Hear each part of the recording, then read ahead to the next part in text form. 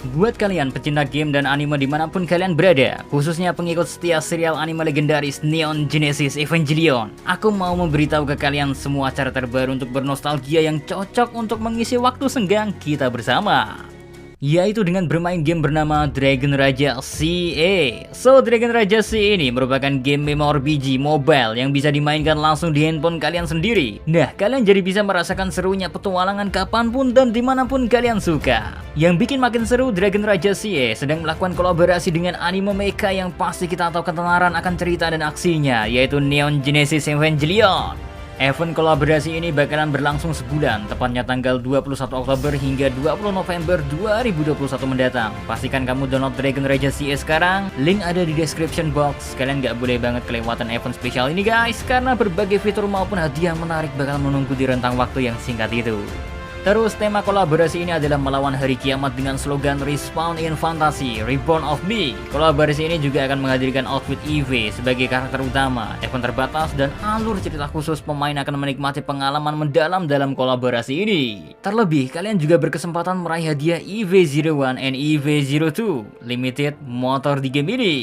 Makanya kalian gak boleh sampai kelewatan event yang spesial kebangetan. Kapan lagi kita bisa berpetualang bersama dua robot ikonik sepanjang sejarah peranimean. Lalu selain event kolaborasi dengan Evangelion tadi, Dragon Raja CA juga punya kelas terbaru yang bernama Illusionist. Di new kelas ini ya, kalian bisa beraksi layaknya seorang pesulap yang beraksi menggunakan sihir kartu yang memunculkan berbagai kekuatan misterius. Baik kita maupun musuh pasti dibuat penasaran kira-kira kekuatan macam apa yang bisa muncul sepanjang permainan dari kartu ajaib. Tapi gak cuma sekedar event kolaborasi maupun new kelasnya aja nih yang jadi daya tarik, karena Dragon Raja CA juga menghadirkan berbagai fitur luar biasa yang bisa bikin kita terus terpaku akan game ini. Ya, di game ini kita bisa dengan bebas mengekspresikan diri semaunya, karena kita bisa menjadi siapapun terserah kita. Game ini udah menggunakan fitur Unreal Engine 4 yang canggih, jadi kita dapat merasakan pengalaman grafis permainan yang menakjubkan. Terus Dragon Raja CA punya banyak karir sistem yang bisa kita pilih dan mainkan kapanpun kita mau. Kita bisa coba jadi pemasak handal, idol, sampai yang paling sederhana macam pemilik toko aja. Ada pokoknya untuk dimainkan. Bener-bener game yang mengekspresikan kebebasan banget kan? Wah, pokoknya jos gandos lah main game Dragon Raja CA ini. Buat kalian yang mau main dan merasakan sensasinya, langsung aja dah cek link download di deskripsi ya guys. Enjoy the game. Yahoo minasan, welcome back again with Mr. K di sini. Kali ini Mr. K sebenarnya tiba-tiba aja kepikiran pengen ngebahas tentang keabadian yang biasanya selalu dikaitin sama keinginan terakhir dari siapapun. Jadi karena awalnya nggak ada niat bikin konten 3N atau gimana ya. Monggo dah untuk kali ini enjoy aja dah konten ngobrol ngalor ngidul One Piece tentang keabadian. Mumpung iseng, ingat lah. Let's go. Awal mula ide ini muncul, Mr. K ya tiba-tiba kepikiran tentang bagaimana manusia yang selalu takut menghadapi umur yang bertambah, mau itu disebut dewasa atau tua.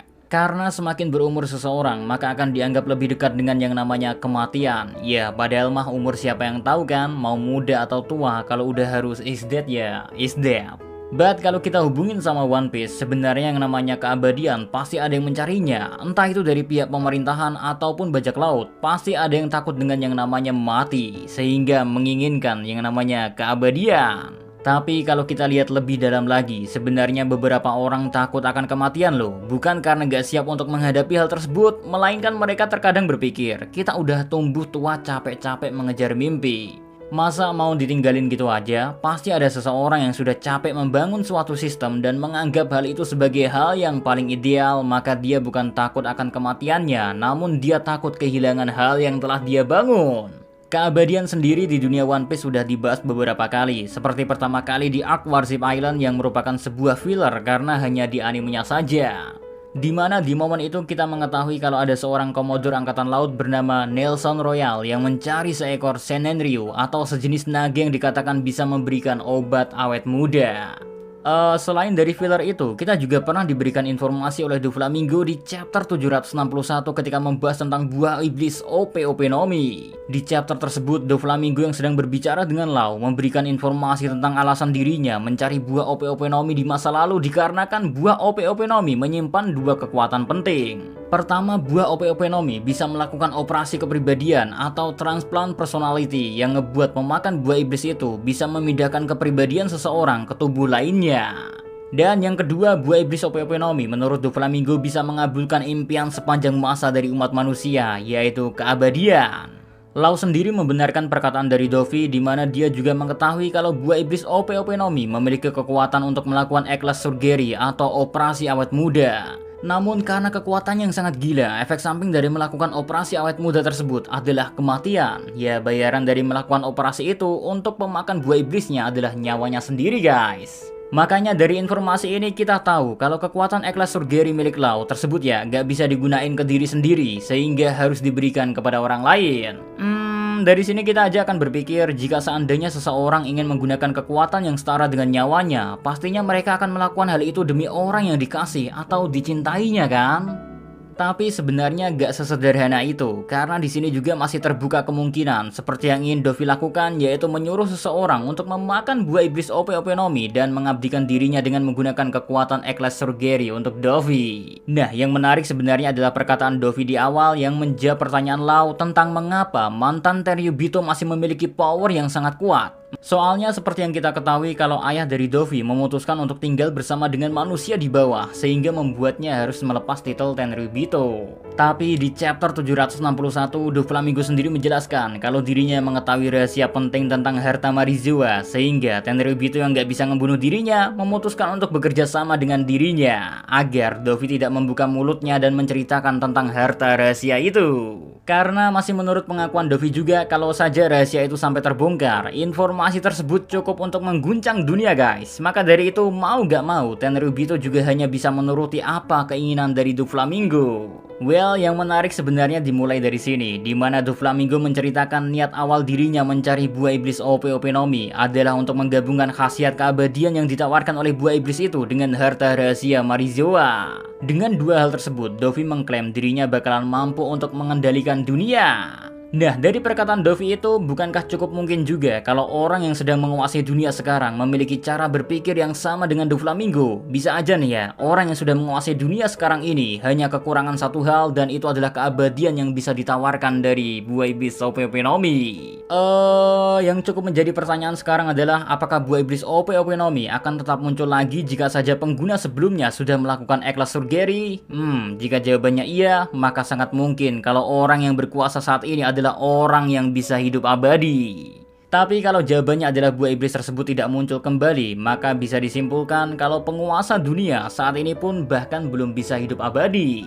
Dari sini kalau kita tarik lagi siapa sih sebenarnya yang menguasai dunia One Piece, maka jawabannya harusnya serempak sama kan, yaitu Im Sama, karena dia seorang lah yang sampai ngebuat Gorose atau 5 tetua tunduk kepadanya. Dari situ aja kita bisa mengetahui kalau pemegang tahta kosong saat ini adalah Im Sama kan? Lalu, apa sebenarnya motif dari Im Sama? Kenapa dirinya harus menginginkan keabadian? Jawaban sebenarnya mirip dengan apa yang udah dikatakan di awal, dimana kalau memang benar Im Sama lah pemimpin dunia saat ini, maka semua sistem yang diterapkan dan keidealan dunia yang ditetapkan sesuai dengan nilai-nilai yang dia inginkan. Ngelihat seberapa pengennya pihak pemerintahan dunia untuk menutup rapat semua catatan sejarah khususnya tentang abad kekosongan, ngebuat kecurigaan tentang Im Sama yang menginginkan keabadian makin membesar kan? Bayangin aja pastinya orang seperti Im Sama yang sudah menyentuh titik di mana dunia terbentuk berdasarkan apa yang dia inginkan, pastinya menginginkan untuk membuat sistem tersebut bekerja seperti itu selamanya. Namun penghalang dari keinginan tersebut pastilah umur dan kematian, yang mana jawaban dari masalah tersebut bisa diselesaikan oleh keabadian. Namun sebenarnya keabadian bukan satu-satunya jawaban atau solusi sementara untuk masalah itu guys. Jika kita berpikir lebih liar lagi, di dunia One Piece sendiri ada kekuatan yang berhubungan dengan memanipulasi usia, yang berarti secara gak langsung ya bisa menunda penuaan seseorang. Kebetulannya lagi pemakan buah iblis yang bisa memanipulasi usia, Jewelry Bunny, terlihat sedang berada di Marijoice di tempat yang sama dengan keberadaan Im Sama. Apakah ini cuma cocok logi belaka? Wah, simpen saja dulu pertanyaan tersebut karena kemungkinan Im Sama menginginkan kekuatan dari Bunny sebenarnya gak 0% banget. Kalau kita pikir-pikir kenapa Bunny yang harusnya udah ditangkap oleh pihak angkatan laut harus dibuat oleh Oda Sensei melarikan diri? Malah gilanya lagi, Bonnie dibuat seperti memiliki suatu hubungan dengan Bartholomew Kuma, sehingga mau gak mau Bonnie pasti akan datang ke tempat Kuma berada. Suatu pertanyaan liar muncul, apakah Bonnie sengaja membiarkan dirinya ditangkap oleh Kurohige agar dia bisa mencari keberadaan Kuma? Atau dari mana sebenarnya informasi yang Bonnie dapatkan sehingga dia bisa mengetahui lokasi pasti dari Kuma? Well, selain misteri tentang Bonnie tersebut, sebenarnya masih ada satu misteri juga tentang alasan kenapa Im Sama memutuskan untuk bekerja di belakang layar dan membuat seolah-olah pemimpin dari pemerintahan dunia adalah para Tenryubito. Apakah alasannya berhubungan dengan kekuatannya, di mana Im Sama tidak diberkati oleh kekuatan untuk bertarung, atau keberadaan Im Sama sendiri sebenarnya harta bagi pemerintahan dunia? Wow, ya semua itu masihlah sebatas obrolan ngalor ngidulku saja, karena pada kenyataannya kita masih kekurangan bukti untuk membenarkan obrolan ini. So, segitu aja dulu buat konten 3N dadakan yang nggak sengaja dibikin alias iseng doang. Maklum, konten ngawur rek. Oke, see you again next time. Adios di Karamelos. Stay safe everyone. Salam.